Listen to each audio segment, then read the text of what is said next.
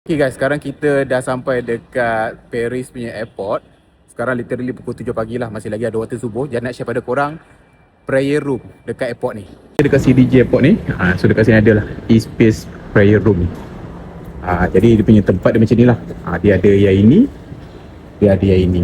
Yang ini should be macam, bukanlah nak kata Muslim, tapi kalau based on logo bulan bintang tu, yalah should be Muslim lah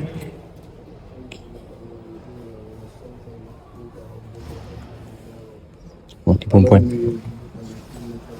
So ambil wuduk dekat toilet lah tak ada masalah, yang penting boleh ambil wuduk.